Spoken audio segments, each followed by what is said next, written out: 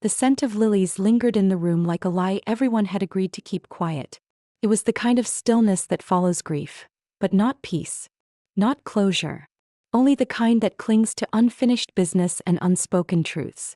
The banquet hall was tastefully decorated as Lydia had insisted. A white and gold photo board displayed Grandma's life. Her wedding portrait, faded shots of her and Grandpa building the first family bakery, and even a picture of the two of us, smiling in front of a fresh batch of cinnamon rolls. But mine was smaller, shoved in the corner like a forgotten afterthought. I noticed that immediately. Lydia was radiant in a somber designer dress, sobbing delicately when needed, thanking guests with theatrical grace. My aunt and uncle stood beside her like loyal stagehands, ready to catch the spotlight if it happened to slip. I, on the other hand, sat at the back table, next to the emergency exit. No one asked me to speak. No one even looked my way. The room had already made its judgment. I was the quiet, dutiful one. The helper. The background character in Lydia's starring role. And then Mr. Hargrove walked in. The moment the old lawyer entered the room, conversations slowed. He wasn't the man who had read the will 2 weeks ago. That had been someone new, someone Lydia introduced as Grandma's updated legal counsel. But Mr. Hargrove was the man Grandma trusted for over 2 decades. He walked past Lydia, past her outstretched hand and smile, and came straight to me. "Eliza," he said softly, handing me a thick yellowed envelope. "She asked me to deliver this directly to you. On this day. No earlier." I took it slowly, eyes scanning the familiar handwriting on the front. It was unmistakable, Grandma's loops and flourishes, always slightly tilted to the right. To be opened and read by Eliza in the presence of family. Clara. My fingers trembled. I looked around the room. People were watching now. Lydia's smile twitched. "What's that?" I stood. "A letter from Grandma. She asked that I read it aloud." Lydia's face tightened. "That's not necessary. Her wishes were already made clear in the will." "Actually," Mr. Hargrove interjected, his voice firm but calm, "this letter is notarized and time-stamped 6 months before the most recent will. Clara wanted this read aloud, and I intend to witness it as instructed." A rustle spread through the guests like wind in dry leaves. Heads turned. Some of the cousins who had avoided me for weeks suddenly looked curious. My uncle cleared his throat. Lydia's mother whispered something to her through clenched teeth. Lydia stepped forward, eyes narrowing. "This is inappropriate." She was confused near the end. She didn't know what she wanted. "She knew exactly what she wanted," I replied, finally finding my voice. "And she wanted me to read this." I broke the seal. The room fell so quiet I could hear the flicker of candle flames on the altar. My throat was dry, but I spoke anyway. "To my family," I began, "and especially to my quiet warrior, Eliza." 2 weeks earlier, I sat in the corner chair of the law office, my palms flat against my skirt, trying to press down the nausea rising in my chest. The windows behind the lawyer's desk let in too much light, and I could see Lydia's reflection in the glass. Chin high, lips pursed like she'd already won.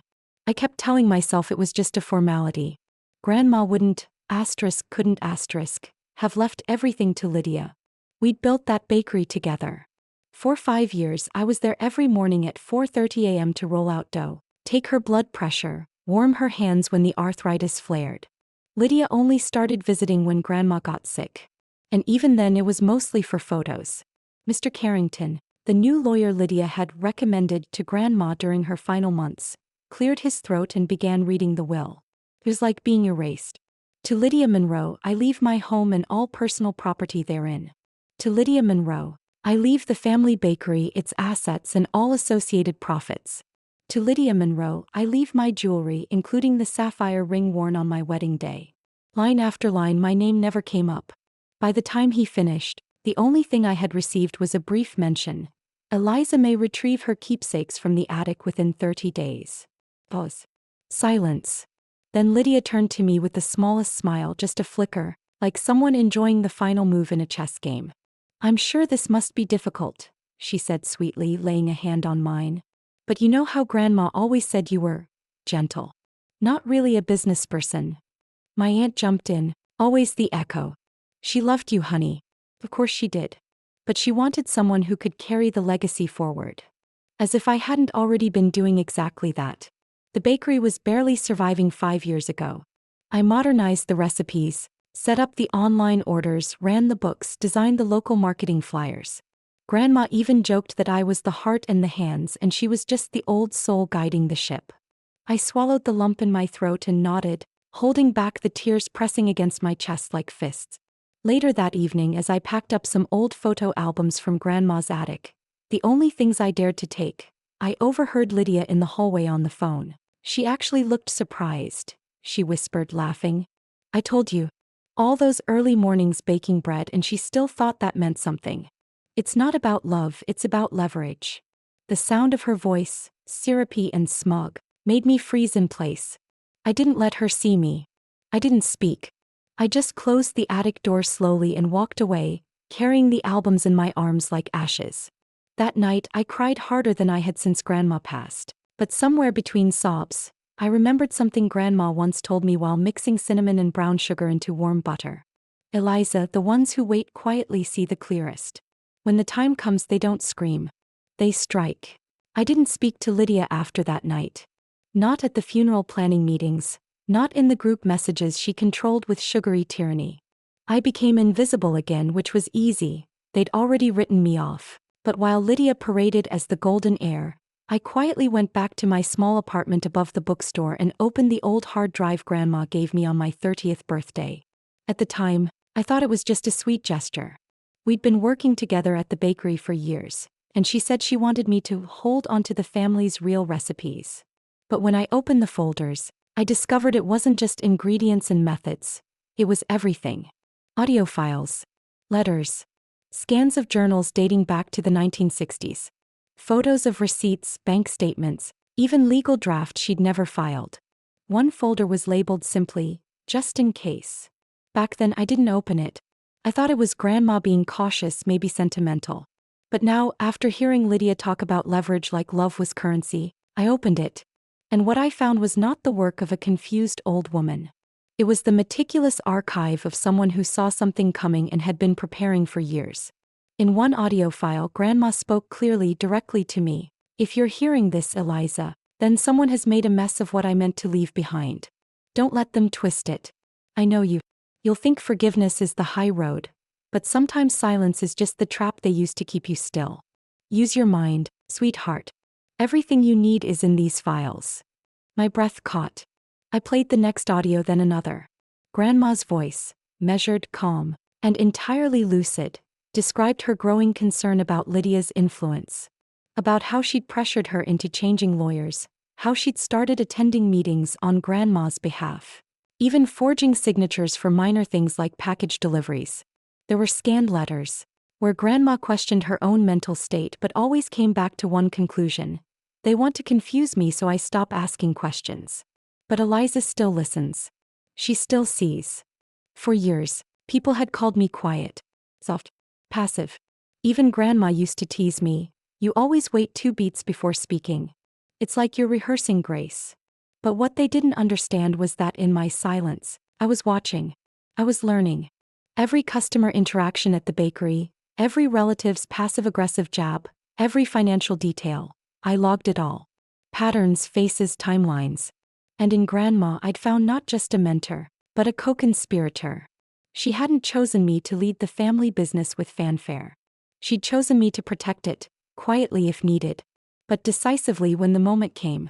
I was no longer grieving in the dark. I was preparing. The letter I read at the funeral was just the spark. I didn't reveal everything, just enough to cause a ripple. Grandma had written plainly, asterisk, "If my will is ever contested, let it be known that I felt pressured in my final months." My original intentions remain preserved in Eliza's care. That one sentence, spoken out loud, cracked the polished facade Lydia had spent months perfecting. Guests murmured. My uncle shifted uncomfortably. The family lawyer, Mr. Carrington, suddenly looked pale. Lydia laughed it off. "Come on. Grandma loved drama." She probably forgot she even wrote that. She turned to the guests. "It's sweet, really. But let's focus on honoring her memory." But I saw the flicker in her eyes. Not fear. Recognition. She knew I had something real. And I knew she would move fast. Within days, Lydia began consolidating. She changed the locks at the bakery. removed old photos of Grandma and me from the walls, announced a modern rebrand to distance the business from past associations. She fired the 2 part-time staff members who had worked there for over a decade, both of whom still called me Miss Eliza. It didn't stop there. I received a cease and desist letter from a lawyer Lydia hired, accusing me of defamation. My landlord mentioned, awkwardly, that someone had inquired about my credit situation. Friends stopped returning my calls. I knew what she was doing: isolate, discredit, intimidate. But what Lydia couldn't know, was that I had quietly begun building something she couldn't touch. First, I contacted the 2 fired employees. I shared parts of the hard drive with them, proof that Grandma never intended for them to be let go. They agreed to submit written testimonies. One of them, Mr. Lin, had worked at the bakery since Grandma opened it in 1982. He still had hand-signed pay stubs. Originals. Next, I reached out to Mr. Hargrove, the old family lawyer. He'd been let go during Grandma's last months, replaced by Lydia's friend. At first he was hesitant. But when I played him one of the audio files, Grandma's voice clearly stating asterisk, if they push Hargrove out, something's wrong, asterisk, his hesitation vanished. He agreed to review the full file and consult with a probate investigator he trusted. Then I went back into the journals. That's when I found it. A ledger, meticulously written in Grandma's handwriting, tracking bakery profits for the last 15 years. But something didn't add up. According to Lydia's updated tax filings, the bakery had been struggling for years, hence her justification for staff cuts and price hikes. But Grandma's ledger told another story. Profits were stable, even growing, which meant Lydia had falsified the decline. I dug deeper and confirmed it. Lydia had created a shell company under a cousin's name. Profits were siphoned. Rent was artificially inflated through a fake landlord account. Grandma may have suspected it but didn't live long enough to act on it. This wasn't just about a will anymore. Lydia hadn't stolen just legacy, she'd committed fraud. She'd used grief as a cover and hidden her schemes behind legal smoke and mirrors. This was bigger than family drama. This was a crime, and now I wasn't the only one watching.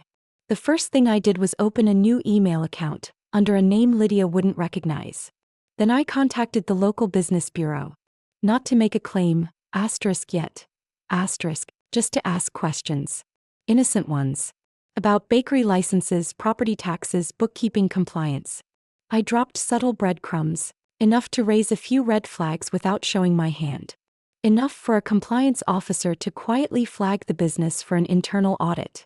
Then, I uploaded the original ledgers and Grandma's notarized voice files to a secure drive. I created 3 separate backups. One in the cloud, one on a USB locked in a safety deposit box, and one sent to Mr. Hargrove. Next came the press. I didn't go to the tabloids.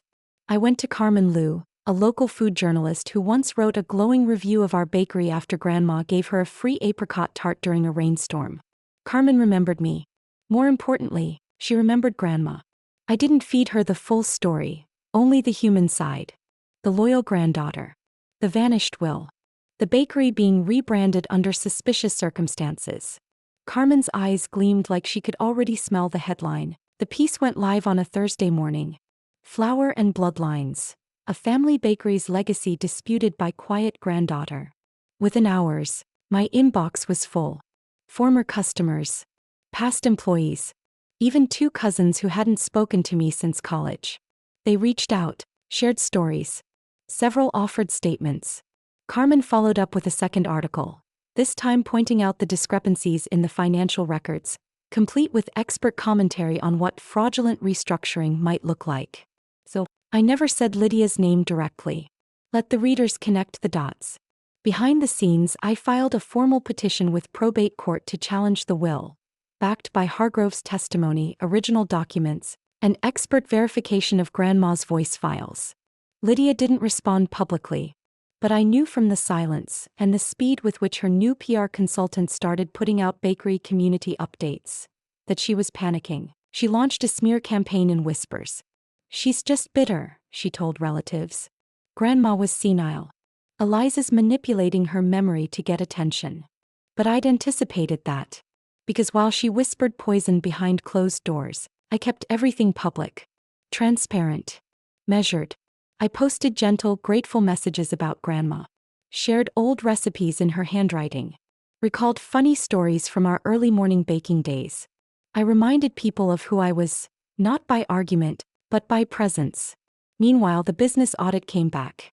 The city found inconsistencies. Payments sent to non-existent vendors. Backdated invoices. Falsified tax returns. Lydia was forced to freeze all bakery operations pending investigation. And then the final play. I filed a quiet motion. Along with the testimonies of 5 witnesses and 3 years of bank receipts Grandma had hidden in the lining of an old cake tin. The evidence was no longer personal. It was legal. By the time Lydia's legal team caught up, the judge had already set a hearing date. For the first time in her life, Lydia had to react. And for the first time in mine, I stood at the center, not quietly in the corner, but with every detail lined up like a recipe. Precise. Irrefutable. I wasn't looking for revenge. I was making sure truth got its moment to rise. Not the sweeping oak-paneled stage you see in dramas. Just beige walls, a few rows of benches, and a ceiling fan that buzzed with every slow turn. Lydia wore a navy pantsuit and an impatient expression. Her new lawyer, a sharply dressed man with a Bluetooth earpiece and a hollow smile, kept whispering into her ear like he was selling stocks, not defending legacies. I took the stand with a manila folder in my hands. I didn't look at Lydia. Judge Morales glanced through the case file and asked, "Ms. Monroe, do you still contest the motion that the decedent, your grandmother Eleanor Monroe, was of sound mind at the time of her previous estate documentation?" Lydia stood confidently. "Yes, Your Honor. My grandmother was clearly suffering from cognitive decline. That's why she updated her will in her final months. She wanted the bakery to survive, and she knew Eliza didn't have the temperament or capability to do so." Her voice was smooth, professional, practiced. But the judge turned to me. "Ms. Monroe." I opened the folder. "Your Honor, I'd like to submit verified audio files, recorded over a 6-month span prior to Eleanor Monroe's passing, in which she outlines her concerns about external pressure being placed upon her regarding her will. The recordings were reviewed by an independent audio forensic specialist, whose certification is included here." The clerk took the file. Lydia's lawyer stood, objecting, claiming manipulation. The judge overruled it. The courtroom fell quiet as the audio played through the speakers. Grandma's voice crackled, clear and steady. "If Eliza's sitting in a courtroom right now, then that means Lydia went through with it. Let me be clear. I did not want Lydia to inherit the bakery. I was afraid. I felt cornered." A gasp escaped from the back row. I presented the employee testimonies, Mr. Lynn and Maribel, detailing the intimidation they'd faced when Lydia took over. Then came the receipts, the shell company, the redirected funds, the fake vendor accounts. I'd traced it all with the help of a forensic accountant willing to testify. And then the final blow, a scanned letter written by Grandma, dated 6 months before her death, with her lawyer Mr. Hargrove's signature below it. "If I die before correcting this will, I trust Eliza to protect what we built. I fear Lydia's influence. I believe she is capable of manipulation, and I have kept documentation to support this." When the letter was read aloud, Lydia's face paled. Her lawyer whispered furiously. She didn't respond. Her fingers gripped the table like it might anchor her to reality. And then Judge Morales asked the question that sealed it. "Ms. Lydia Monroe, do you deny authorizing the payments to NPD Services LLC?" Lydia stammered. I don't recall, because the registered agent of NPD Services LLC is listed as a Mason Carter. That's your college roommate, correct? The same man who just 2 weeks ago wired $$60,000 into your joint investment account. That was the moment. The quiet broke. Lydia's mask fractured. "It was her idea," she blurted. "She said she didn't want the bakery. That she didn't want the pressure. She gave it up." The room buzzed. The judge banged the gavel for silence, but I didn't react. I didn't raise my voice. I didn't even smile. I just sat there. Exactly as Grandma had taught me to, calm, steady, focused. Because I knew what Lydia didn't. Truth doesn't shout. Waits. And it had waited long enough. The judge's ruling didn't take long. Within 2 weeks, the court declared the amended will null and void. The original document, naming me as the primary inheritor of the bakery and its assets, was reinstated. But it didn't end there. The audit triggered a formal investigation into Lydia's finances. Tax fraud, embezzlement, perjury. Her accounts were frozen. She was ordered to return over $230,000 siphoned from the business, including restitution to the longtime employees she'd unlawfully dismissed. Lydia tried to spin it, claimed she'd been misled by her lawyer, that the real villain was a financial advisor. But no one believed her, not after Carmen Liu published her third piece, From Sugar to Scandal, The Rise and Fall of Lydia Monroe. That one made the front page. But I still didn't gloat. Not when people offered congratulations, or when old family friends apologized for believing Lydia. I simply reopened the bakery on a quiet Sunday morning just like Grandma would have. No fanfare. No speeches. Just the smell of fresh sourdough, apricot jam and coffee in the air. Mr. Lin returned as head baker. Maribel helped redesign the front with warm pastels and photos of Grandma. Carmen stopped by for a tart and left a note on the counter. Asterisk, justice tastes like butter. But the real twist came a month later. While going through some of Grandma's old recipe boxes, I found a sealed envelope marked with just one word. Final. Inside was a handwritten letter. Not to me but to Lydia. Asterisk, if you're reading this, it means Eliza stood her ground. I want you to know I always saw your ambition. I just wished you'd used it to build, not take. You thought no one saw Eliza, but I did. She doesn't speak loudly because she's always listening. That's why she'll outlast you. That's why she'll rebuild what you tried to erase. And maybe, if she lets you see it, you'll learn what real legacy means. I sent Lydia a scanned copy of that letter with no commentary. She never replied. But a week later she dropped her final appeal and quietly moved out of state. No more whispers. No more games. Me. I renamed the bakery, Eleanor's Rise. Not after me but after Grandma. And for what it meant. Rising after grief. Rising through betrayal. Rising when no one sees your strength until it's too late to stop it. Customers came back, one by one. People brought their children, shared stories about Grandma's smile, and left with jam-sticky fingers and light hearts. And every time someone asked how I did it, how I took down someone so ruthless without ever raising my voice, I just smiled and said, I didn't fight to win. I just told the truth. And let it rise.